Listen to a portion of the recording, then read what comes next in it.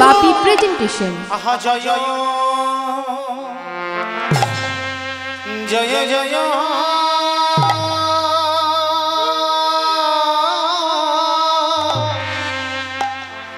আমার জগৎ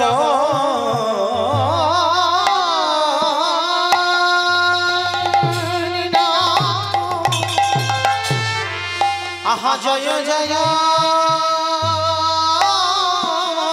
হরি বল জগন্নাথ প্রভু আমার সচির দেখো সচির না নন্দন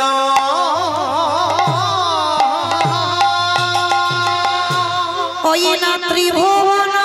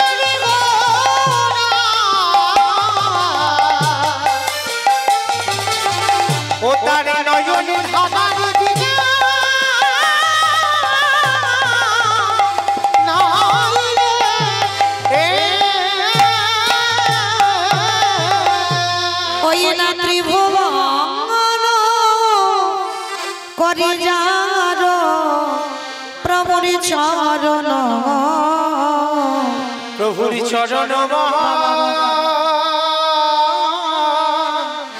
বন্দন আজ সেই তো এসেছে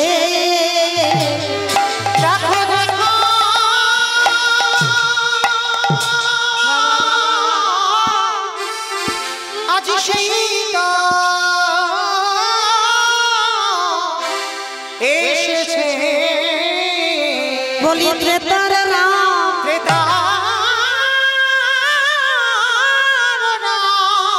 ওই না ব্রজের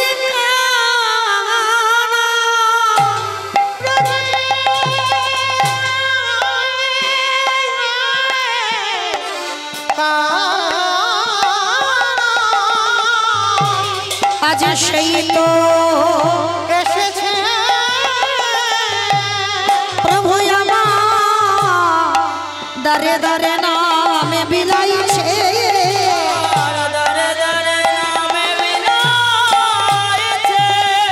জীবের হাতে ধরে পায়ে পড়ে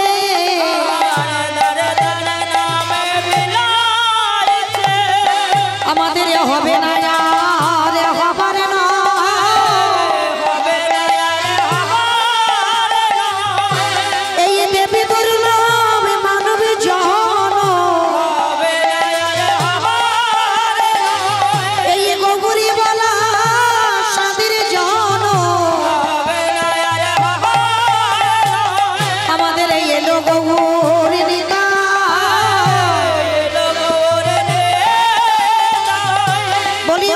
হরি হরি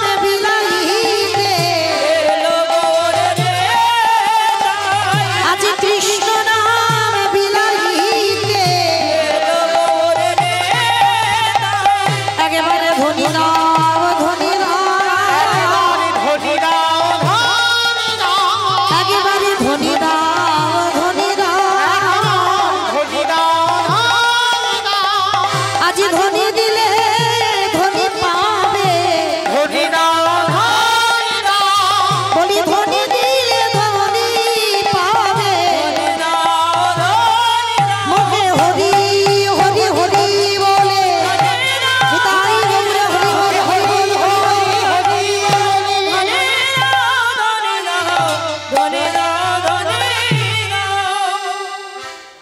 ঈশ্বর পরম কৃষ্ণ সচিদানন্দ বিগ্রহ অনাদি গোবিন্দ যিনি সর্বকারণে কারণ সর্ব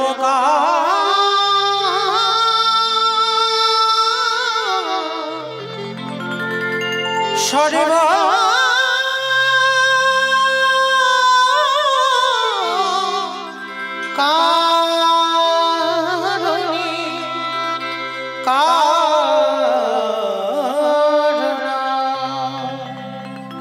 জানি তাই জয় রাধেশ্যাম জয় জগন্নাথ জয় মহাপ্রভু হরে কৃষ্ণ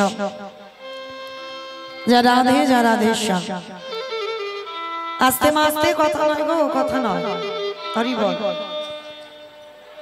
সমবেত শুধু কৃষ্ণ অনুরাগী গৌর অনুরাগী মাতৃমণ্ডলী পিতৃমণ্ডলী আহুত অনাহুত ভাগত এই গ্রামবাসী বৃন্দ যারা আমার রাধা গোবিন্দে যারা আমার গৌর নিতাই রাতুল চরণ আশ্রয় গ্রহণ করেছেন তাহাদের সবাকার চরণে রইল আমার কোটি কোটি ধন্যবাদ।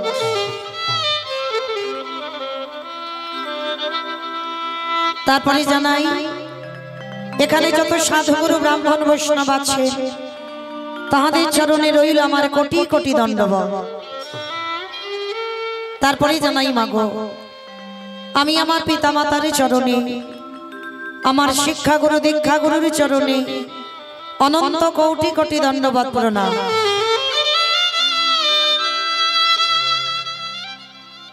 তারপরে যাদের কথা না বললে সব থেকে বড় ভুল হয়ে যাবে, সব থেকে বড় অপরাধ হয়ে যাবে।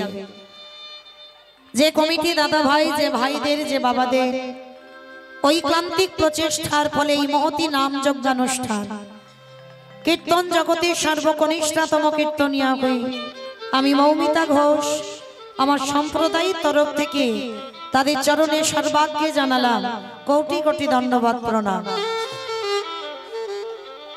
প্রণাম জানালাম একটাই কারণে বাবা, আমাদের প্রত্যেককে মনে রাখতে হবে এটা কলিযুগ, আর এই কলিযুগে যাগযজ্ঞ নয়, ব্রত পূজা নয়, ধ্যান তপস্যা নয়, হরির নাম হরির নাম হরির নামৈব কেবলম কলৌ নাস্তেব্য নাস্তেব্য নাস্তেব্য গতির অন্যথা।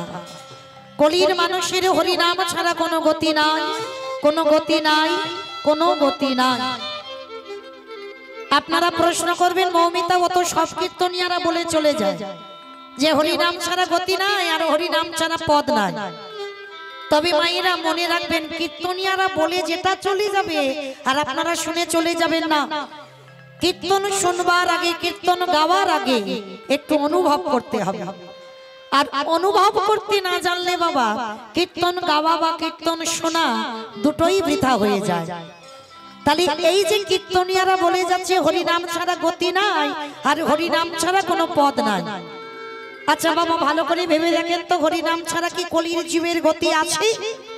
গতি যদি থাকতো একবার ভেবে দেখেন, যে যত ধনী হোক না কেন, যার যত অট্টালিকা থাকুক না কেন, কেউ যদি সারা জীবনটা টাকার বিছানায় ঘুমায়, সারা জীবনটা যদি দিল্লি বম্বে কাটিয়ে দেয়, কেউ যদি সোনার পাহাড় করে দেয়, তবু কিন্তু শেষের দিনে তোমার আপন কেউ নয়। মনে রাখতে হবে বাবা, এই পৃথিবীতে তোমার আপন কেউ নয়, সবাই দুদিনে, দুদিন পরে সবাই তোমাকে ফেলে রেখে একাকী চলে যাবে। কি বাবা ঠাকুর ভুল বললাম? একবার ভালো করে ভেবে দেখেন, ছেলে আমারে, মেয়ে আমারে, জায়গায় আমার, জমি আমার, বৈভব আমার, বিষয় আমার, ধন সম্পত্তি আমার, যতই আমারে আমারে করো না কেন, বাঁশি যদি একেবারে বেজে যায়, পড়ে থাকবে সরকারি খামা, এসেছো একা তুমি যাবে একা। কে গো মাইরা, তোমার সঙ্গী কেউ হবে শেষের দিনে? দেখবেন ভালো করে বাস্তবে মিলিয়ে নেবেন। একটা ঘন্টা দুটো ঘন্টা কীর্তন শুনবার পর একই পাশের বাড়ি থেকে দুইজনে এসেছে। একজনের হয়তো কীর্তন শুনতে ভালো লাগছে, আর একজনের ঘুম পেয়েছে বা কোমরে ব্যথা, বলবে ও দিদি চল না দুজনে একসঙ্গে এসেছি, একসঙ্গে দুজনে চলে যাই। এর হয়তো শুনতে ভালো লাগছে কিন্তু ওর জন্য চলে যেতে হচ্ছে। মায়েরা কীর্তন শুনতে শুনতে একজন ডাকবার শেষের দিনে তুমি ডেকে দেখো তো, যেদিনে তোমার আসল ঘরে যাওয়ার সময় হবে, যেদিনে তোমার আসল ঘরে যাওয়ার ডাক আসবে, একবার তুমি তাকে ডেকে দেখো।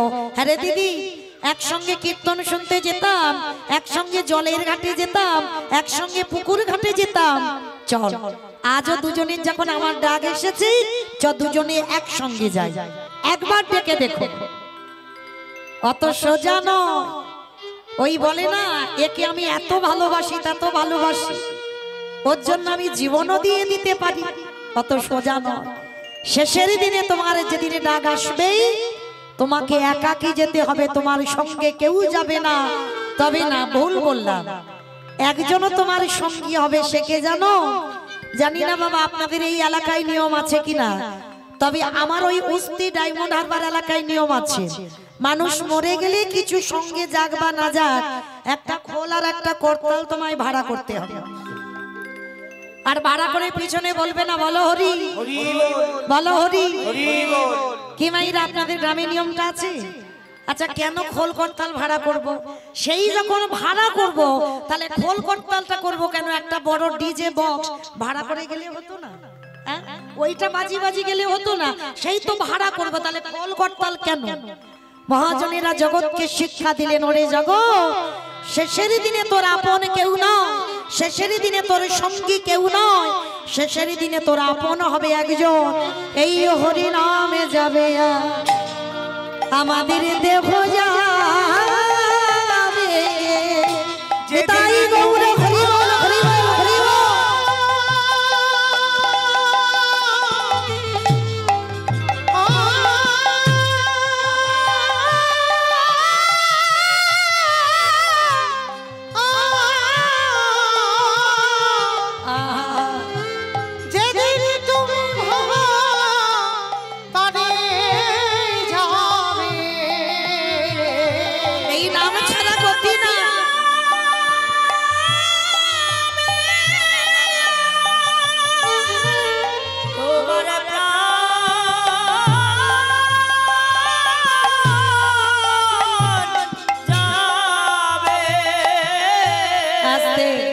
কিসের এত গরব, কিসের এত অহংকার গো? একবারে যদি ডাক এসে যায়, এই দেহের মূল্য এক মুঠো ছাই, আর কিছু নয়। ভগবান বললেন, ওরে তোদের এত সুন্দর হাত দিলাম, পা দিলাম, দেহ দিলাম, চোখ দিলাম, কান দিলাম, বদনে দিলাম, 10 ইন্দ্রিয়ের দেহ আমি গড়ে দিলাম। সারাদিন তোরা কত আবল তাবল বাচাল বলিতে পারো, তার ভিতরে কি একবারও কৃষ্ণ বলিতে নারো? সারাদিন শুধু সংসারে মেতে গেলি, একবারও দিনান্তে আমার চরণে বসে দুপুরটা নয়নের জলে দেবার সময় পেলি না। কিন্তু বাবা, আমাদের প্রত্যেকের জনমটা তো কাঁদার জনম।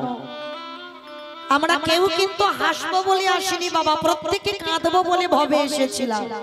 দেখেন, আমাদের জনমটা তো কাঁদার জনম। যদি বলেন কেন, প্রমাণ আপনারা পেয়ে যাবেন। যেদিন পৃথিবীতে প্রথম এসেছিলাম মা, সেদিন কি হেসে এসেছিলাম? না, প্রত্যেকে কেঁদে এসেছিলাম। দেখেন, আর যেদিন মায়ামোহ সংসারে ছেড়ে চলে যাব, সেদিনও কি হেসে যাব? সেদিনও কেঁদে যাব। তাহলে এলাম কেঁদে, যাব কেঁদে। কটা দিনের জন্য একটু অভিনয় মঞ্চে বাবা অভিনয় করে গেলাম। ভগবান বললেন, ওরে জি, আমি তো তোদের কাছে বলিনি রজনীগন্ধার মালা দিয়ে সাজা, আমি তো তোদের কাছে বলিনি যে আমার দামি ফলের ডালা দিয়ে সাজিয়ে দেবে, আমি তো বলিনি আমাকে শ্বেত পাথরের মন্দির গড়ে দে, আমি তো ভক্তির কাছে একটাই জিনিস চেয়েছি, ওরে কলির জ্ঞানন্ধজি সারাদিনে চলে যা দিনানাতে আগে মা আমার চরণে বসে যদি একজন ভক্ত নয়ন জলে ডাকার মতো ডাকিতে পারে, আমারে ভগবান পৃথিবীর যে প্রান্তে থাকুক না কেন সে যে ভক্তের ডাকে আমারে দয়াল ছুটি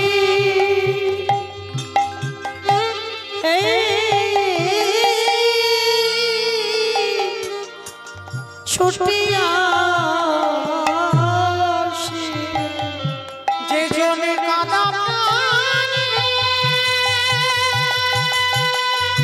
নেতাই গৌরী প্রেমানন্দে হরি বল হরি বল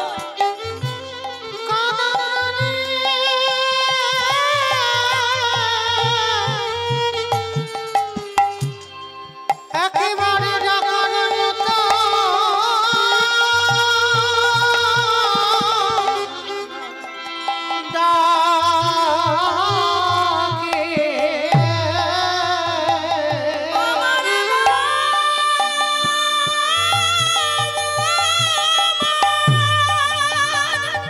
ভগবান ছুটে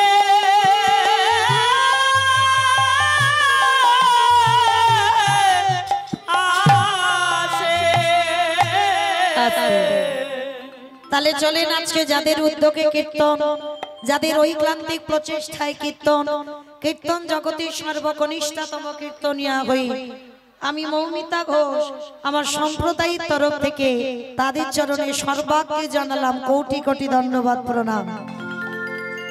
তো মাইরা ভগবানের নাম বলতে গিয়ে অনেক ভুল ত্রুটি হবে কেন বাবা? অবশ্যই করব। নিজ নিজ সন্তান মনে করি, নিজ নিজ ভগ্নী মনে করে সেই ভুল ত্রুটিকে ক্ষমা করে দেবেন। চলেন আজকের কীর্তনের প্রারম্ভে মাইরা আমাদের সবাইকে যেতে হবে। এই মনিটরটা বাড়াও তো একটু, একটু মনিটর দুটো বাড়াও। কীর্তনের প্রারম্ভে আমাদের সবাইকে যেতে হবে কিছুক্ষণের জন্য শ্রীধাম নদিয়া নবদ্বীপ ধাম। কি মাইরা সবাই যাবেন তো? তবে গন্ডগোল করি নয়, একটু একটু শান্ত হন। এবার বড্ড গন্ডগোল হচ্ছে, একটু জায়গাটা তো সংক্ষেপ, একটু মানিয়ে গনিয়ে নেন। কারণ আমার কমিটি দাদা ভাইরা বড় জায়গা করতে পারেনি, তার জন্য ওদের হয়ে আপনাদের কাছে ক্ষমা প্রার্থনা চাইছি। যারা যারা একটু পায়ের ভবিষ্যতে চিন্তা করে রেখেছেন একটু সরে সরে বসেন। হরি বল। অনেকের পা দুটো ছড়িয়ে আছে না, একটু সরে সরে বসেন, একটু সবাই একটু ম্যানেজ করে নেন। তো চলেন আজকের আমরা সবাই কিছুক্ষণের জন্য যাব শ্রীধাম নদিয়া নবদ্বীপ ধাম। আর নবদ্বীপে গিয়ে আগে আমার দুটো ছেলেকে ডাকতে হয়, এক হলো আমার গৌর চা আর এক হলো আমার নিতাই চা।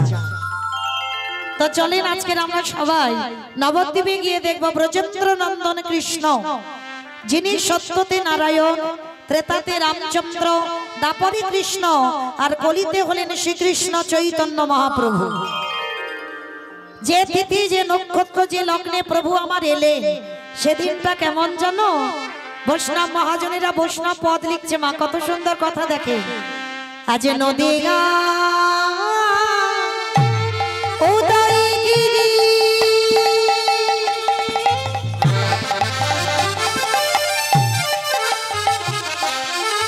ওইরা পূর্ণ চন্দ্র গৌর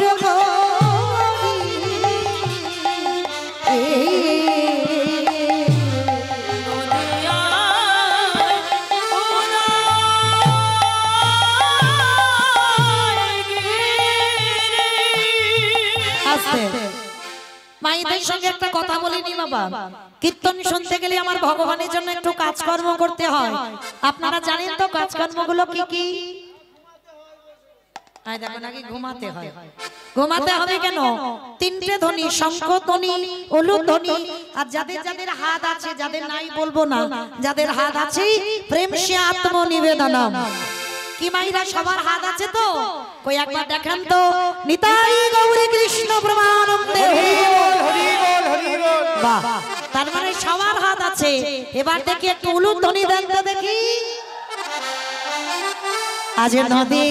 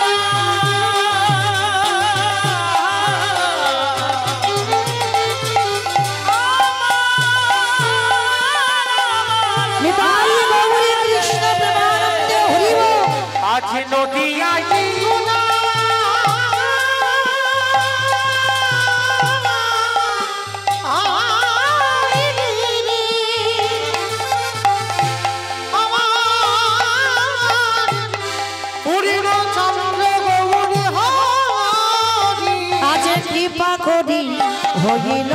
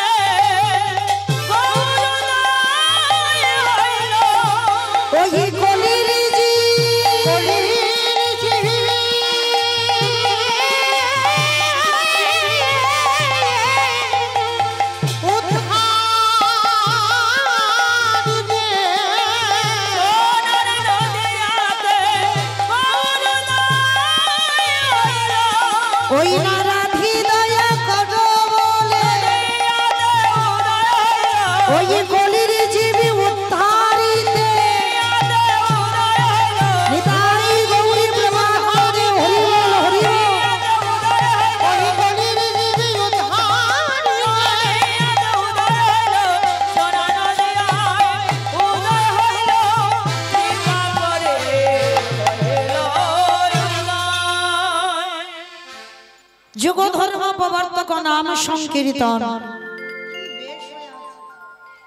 চারি ভাব ভক্তি দিয়া না চাইন ভুবন। আপনি ভক্ত ভাব করি অঙ্গীকার।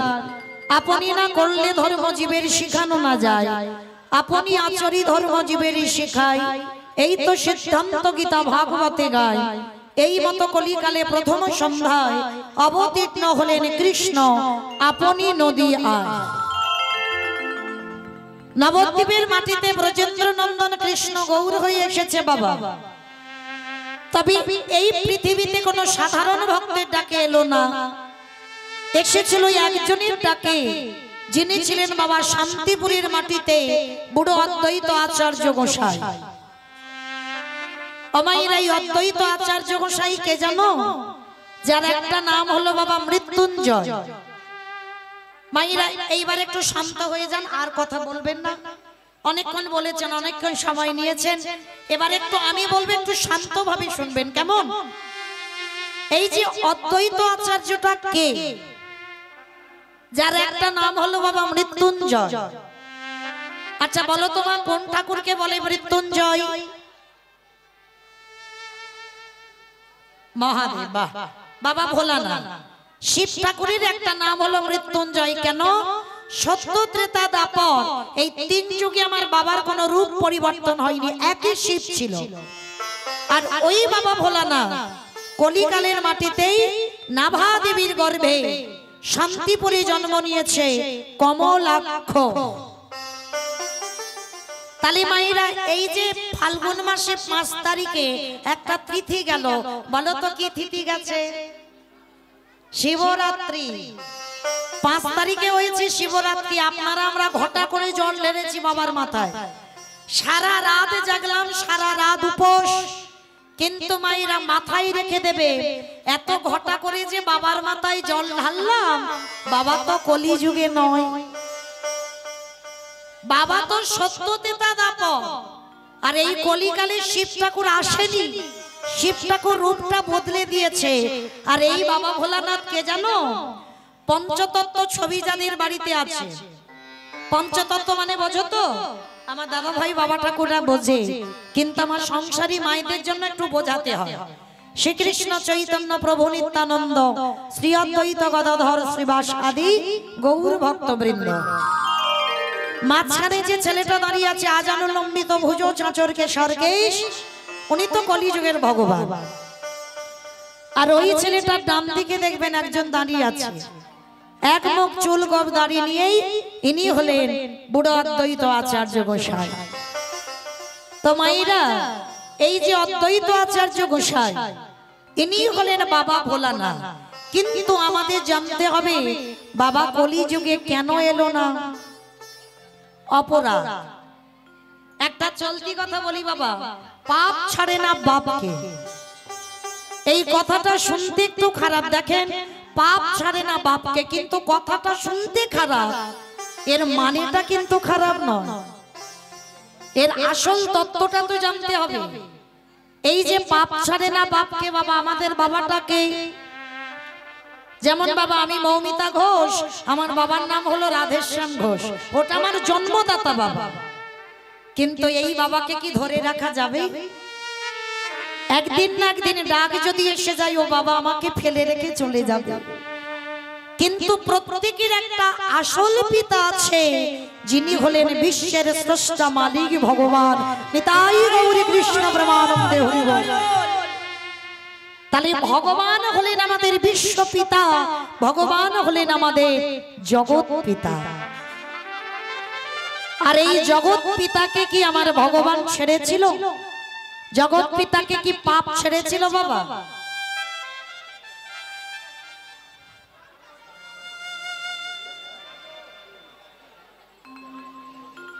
আস্তে আস্তে গো কথা বলুন, একটু আস্তে, বড্ড কথা হচ্ছে। এত কথা কিসে?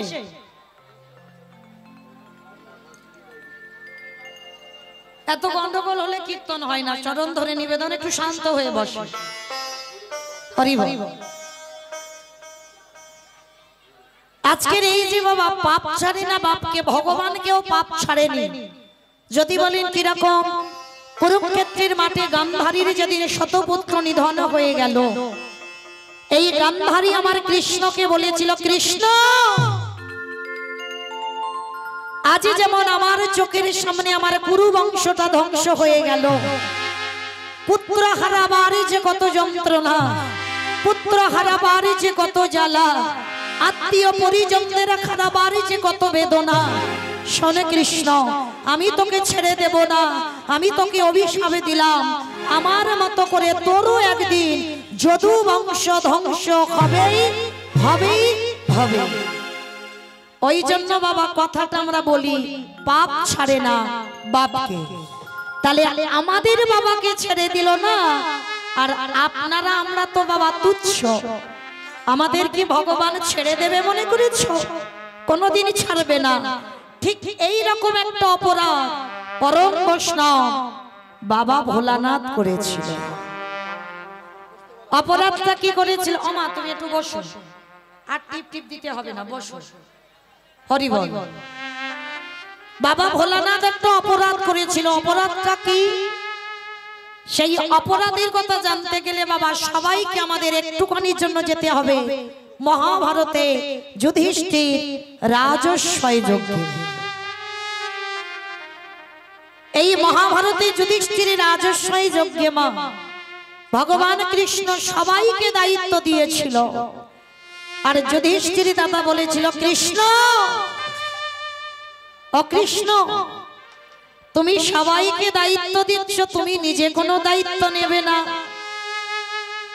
কথাটা শুনে আমার ভগবান একটু মৃদু হেসে বলেছিল, জানো দাদা, আমি তো সবাইকে একটা করে কর্ম দিয়েছি, আর আমি আমার জন্য দুটো কর্ম ফেলে রেখেছি। চমকে উঠেছিল, সে কি সবার জন্য তুমি একটা কাজ দিয়েছো আর তুমি তোমার জন্য দুটো কাজ? কি কাজ নিয়েছো কৃষ্ণ?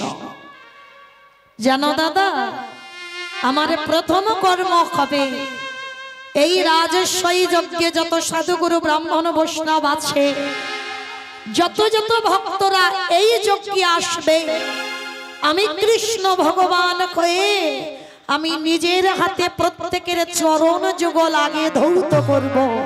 নিতাই গৌর কৃষ্ণ প্রেমানন্দে হরি বল। আচ্ছা বাবা ঠাকুর, আপনারা এই জায়গাটা একটু অনুভব করবেন, কারণ মায়েরা কথা বলবার সময় সারা জীবন পাবে।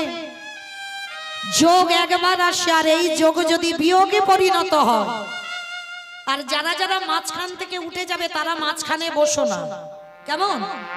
যারা মাঝে মাঝে উঠে চলে যাচ্ছ তারা মাঝখানে বসো না, একটু সাইডে বসবে। কারণ বাবা এত লোকজনের ভিতর থেকে মাঝখান থেকে যদি কেউ যায় অসুবিধা হবে। যারা মাঝখান থেকে যাবে একটু সাইডে বসবে, পিছনে বসবে, মাঝখানে নয়। আমি চাই না বাবা যে আপনাদের এই হরিবাসরে নাম অপরাধ হয়ে যায়, কারণ আপনারা ভালো করে জানেন এখানে যারা তত্ত্বজ্ঞানী, যারা শাস্ত্র জ্ঞানী, ভগবান কোনোদিন মন্দিরে থাকে না, ভগবান কোনোদিন ভক্তের হৃদয়ে থাকে না। ভগবান থাকে কোথায়? ভক্ত যেখানে গুণানুগুণ কীর্তন গায় সেইখানে প্রভু আমার অবস্থান করে।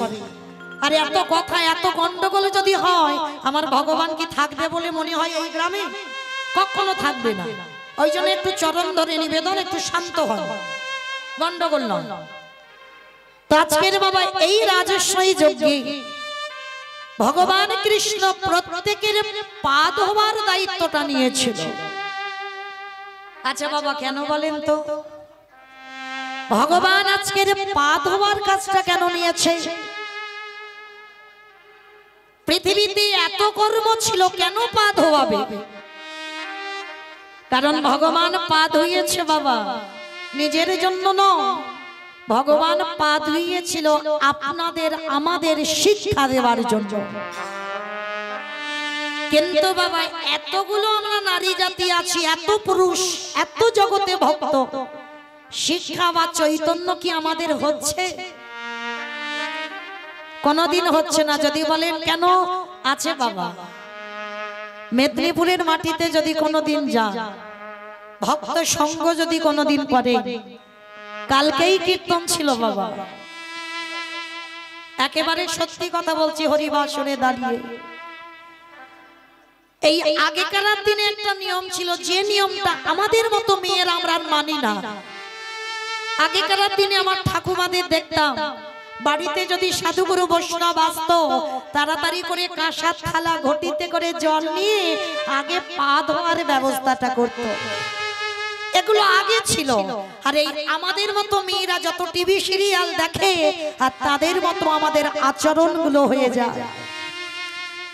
কিন্তু চরণ ধরে মাগো বলে যাচ্ছি, যদি এই অধমের কথা যদি একটু মনে রাখে, চেষ্টা করবেন বাড়িতে যদি কোনোদিন সাধুগুরু ব্রাহ্মণ বৈষ্ণব আসে, আগে মাগো তাদের চরণ ধোয়ার ব্যবস্থাটা করে দেবে। যদি সাধুগুরু বৈষ্ণব নাও পান, যে যার ঘরের বাবা মা বা শ্বশুর শাশুড়ি তো আছে, চেষ্টা করবে বৎসরে একবার অন্তত তাদের দুটো চরণ যুগল ধৌত করে দিতে। কথাটা বললে বাবা অনেকে হাসে, কলিযুগ তো,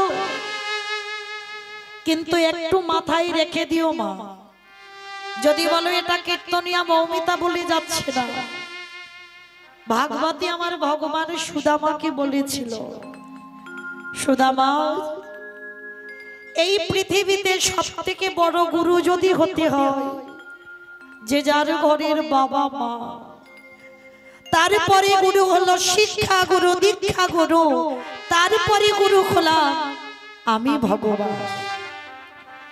এই পৃথিবীতে যে সন্তান বাবা মাকে শ্রদ্ধা করে ভক্তি করে, শ্বশুর শাশুড়িকে শ্রদ্ধা করে ভক্তি করে, হাজার তীর্থে যাওয়া লাগে না, হাজার তীর্থে যেতে লাগে না, হাজার হাজার তীর্থের ফল ওই বাবা মার রাতুল চরণে পাওয়া যায়।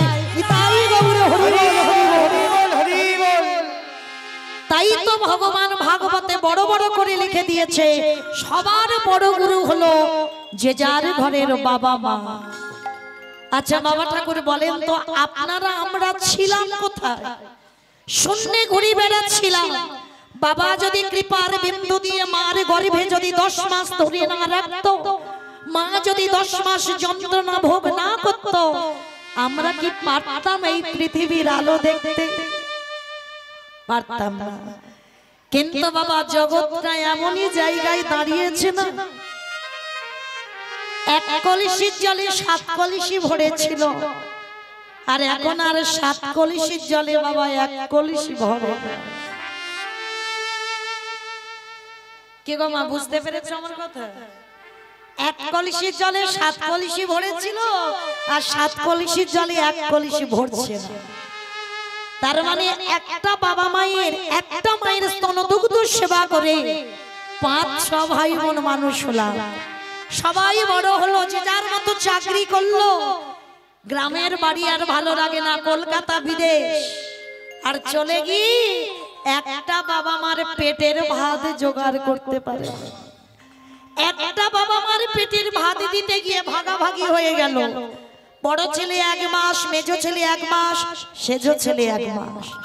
কোন সন্তান একবারও বাবার হৃদয়ে হাত রেখে বলে না যে ওই মায়ের স্তনদুগ্ধ পান করে আজ আমি এত বড়, আমার বাবা মা ভাগাভাগি হবে না, আমার বাবা মাকে আমি দেখবো, আমার কাছে থাকবে। দুর্ভাগ্য কি জানো, এই পৃথিবীতে, এই জগৎ সংসারে মনে রাখবে, বয়স হয়ে গেলে বাবা মারা যেন ফুটবল হয়ে যায়। এ লাথি মেরে বড় জনের কাছে দেয়।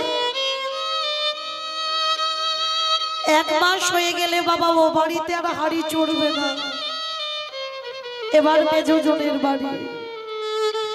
মেজো জন হয়ে গেলে সেজো জনের বাড়ি। কোন সন্তান বলে না আমার বাবা মা কারোর কাছে থাকবে না, বলে ও জায়গা যদি সম্পত্তি নেবে তাহলে ও কেন খাওয়াবে না? বলো না, চরণ ধরে নিবেদন। একবার যদি বাবা মার চোখের জল পড়ে, এই পৃথিবীতে কোন সন্তানের মঙ্গল হয় না। তাই চেষ্টা করবেন বৎসরে, আমি তো রোজ বলে যাচ্ছি না, বৎসরে একবার অন্তত বাবা মা বা শ্বশুর শাশুড়ি 2টো চরণ যুগল ধৌত করে দিতে। এই কর্মটা আমার কৃষ্ণ দয়াময় করেছিল রাজস্বই যজ্ঞে। যত যত ভক্তরা আসছে প্রত্যেকের পা ধোয়াচ্ছে। তাহলে ভাবতে পারছেন বাবা, ভগবান যে কর্ম করেছে সেই কর্মটা আমাদের করতে অত ঘৃণাবোধ কিসে? শুধু পা ধোয়াইনি বাবা, আরো একটা কাজ করেছিল। কি কাজ জানো? যারা যারা ওই যজ্ঞে প্রসাদ পেয়েছিল, ওই উচ্ছিষ্ট পাতা কৃষ্ণ কাউকে কুড়াতে না দিয়ে কৃষ্ণ নিজের হাতে তুলে নর্দমায় ফেলেছিল।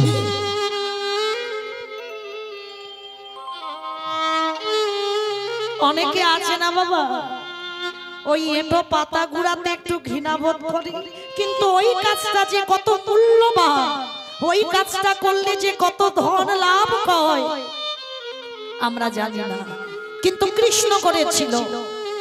আর যখনই পাতাগুলো ফেলতে গেছে, আড়ালে গিয়ে কৃষ্ণ আরো একটা কাজ করেছিল।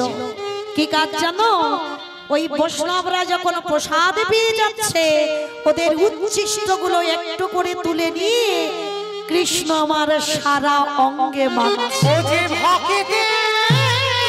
তাই গৌরী প্রেমানন্দে হরি বল হরি বল। ও যে ভক্ত ছাড়া